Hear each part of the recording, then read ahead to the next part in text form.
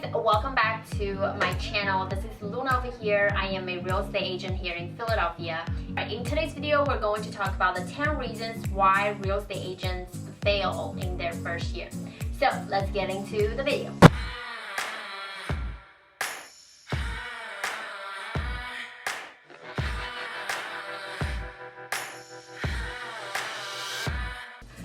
The first reason that most people fail in this business is high expectations. So if you guys have seen on social media or even on television shows, there's like the Bravo show and Selling Sunset. Everything seems so easy. Like they can get a $100,000 check just by eating a lunch, and the negotiation on the phone. Everything seems so smooth and easy. But in reality, this is not the case. Every time you're going to receive tons of rejections and things are going to get pushed back. Nothing is going to be how you expected. So high expectation is definitely number one, like one of the reasons that most agents fail. And secondly is to trying be a successful real estate agent by starting as a part-time agent. So I have received a lot of you guys asking me what my thoughts on being a part-time agent. So to be honest, I just don't think that's going to work out well. If you want to be successful in this business, you need to be fully committed and spend all your time selling and prospecting. So if you don't have the time and if you're not fully committed, how are you going to be successful? And the thirdly is, I talked about it in my other video. It's called shiny object syndrome. Most people have it when they first started, like they're browsing through YouTube, they're finding the ways that make people successful in this business. I myself was guilty of that. When I first started, I was looking at Kevin Ward's script, I was following Brian Casella, I was hoping and trying to do like door knock. But you really need to focus on one thing. For me, it's finding my niche and prospect for listings and network with seller. So focus on one thing and make sure that you are very good at what you do. Then you start to expand your database or you expand your market. And that's kind of how most successful people and agents are anyway. And fourthly is to make sure you call and email back to the person immediately and quickly.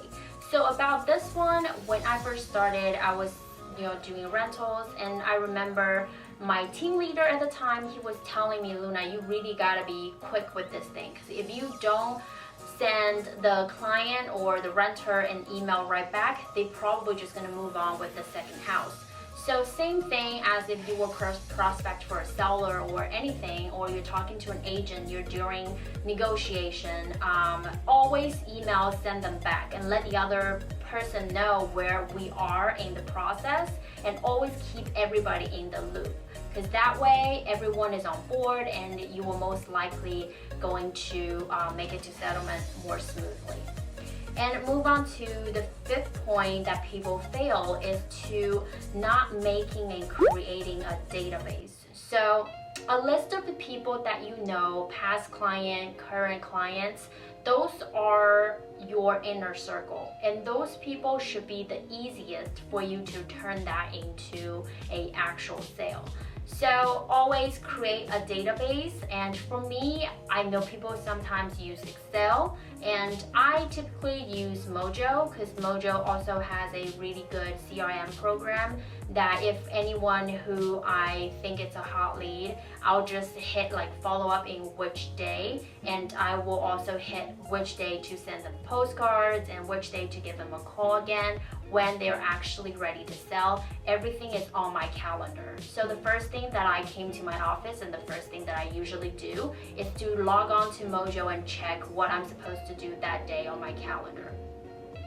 So the sixth thing that people fail is to not find a good leader, not to be part of a good brokerage. And I have separate video that I talk about how you should interviewing your brokerage and how to find the right office for you. I'll link it up there. And move on to the next one is know a salary. I've heard it times and times. People think about getting in real estate, maybe get a base salary because that's more standard, that's easier for you to control and to get into the business. Or people are saying, oh, if you care about split so much, you should just go into a flat fee brokerage. And to me, obviously split is important, but finding the right brokerage, the right support, and the right mentorship, it's more important than split, and it is more important to get, just a salary, because real estate, the limit is sky high. If you have the right person to lead you along the way, you can most likely to make a lot more just by earning your commission versus just getting a basic salary. So the next one that I have to say is definitely set a plans and goals for yourself. So the first year I sold and I did 21 transactions, and for me this year the goal is to do 40 transactions and up. So in order for me to achieve to those 40 transactions, I break it down to every single month of how many deals that I have to achieve. So I'm right on track, but every single month I'm supposed to close 2 to 3 deals, either whether it's buyers or listings. So in order for me, let's say listing, in order for me to get 2 to 3 listings, I'm supposed to go on 5 listing appointments per week. If I can get 1 per week, I am safe for getting 4 listings signed that month. So it will lead to 2 to 3 listings that I can capture, and which fits my goal. So always have a plan, always have a goal, and that way it is easier for you to track, and it's easier for you to make sure what you're supposed to do on the daily. Now, the 9th is to sacrifice their client's best interest for their own need.